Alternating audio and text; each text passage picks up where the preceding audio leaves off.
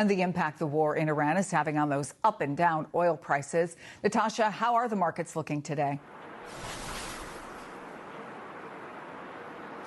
Oil prices are just slightly higher today as investors wait with bated breath for any sign of de-escalation between Washington and Tehran as we inch closer to that 8 p.m. Eastern Tuesday deadline that President Trump has laid out for Iran to reopen the Strait of Hormuz. So far, Iran does not seem to be budging on that. So at the moment, we're looking at Brent crude trading at about $109.68 a barrel, up about 68 or 66 cents on the session, and U.S. benchmark WTI crude trading at about $112.38 a barrel. Now, I want to draw your attention to something really unusual happening in the oil market right now. For the first time since 2022, the U.S. benchmark, WTI crude, is trading higher than Brent crude, the global benchmark. Typically, that's the other way around. Now, what that tells us is that, so Brent, which reflects global seaborne oil, is being hit the hardest by the closure of the Strait of Hormuz.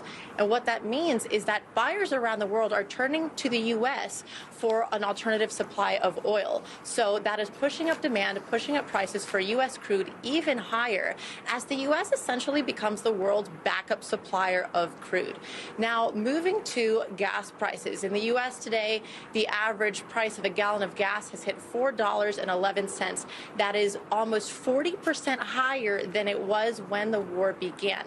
J.P. Morgan issued a report just today warning that if this war continues, the average price of a gallon of gas in the U.S. could top $5 a barrel by mid-April. So we're already feeling pain at the pumps in the U.S., but this has really touched every corner of the world, especially in Asia. So Asia imports about 60% of its oil from the Middle East, but some countries in Asia, look at Philippines or Bangladesh, import more than 90% of their oil from the Middle East, most of which comes through the Strait of Hormuz. So across Asia, you're looking at fuel rationing, you're looking at school days and work days being cut down. Bangladesh has shut its universities. Thailand has told everyone to work from home.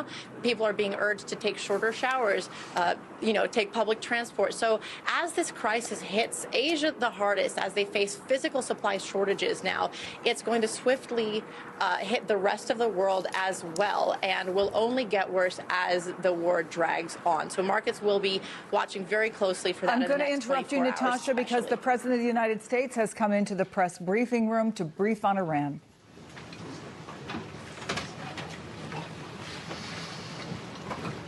It's a great honor to be with you, and happy Easter. We had a great Easter. This is one of our better Easters, I think, in a lot of different ways. I can say militarily, it's been one of the best. So, good afternoon. We have quite a bit to discuss. We'll go into pretty good detail. And we have the people that are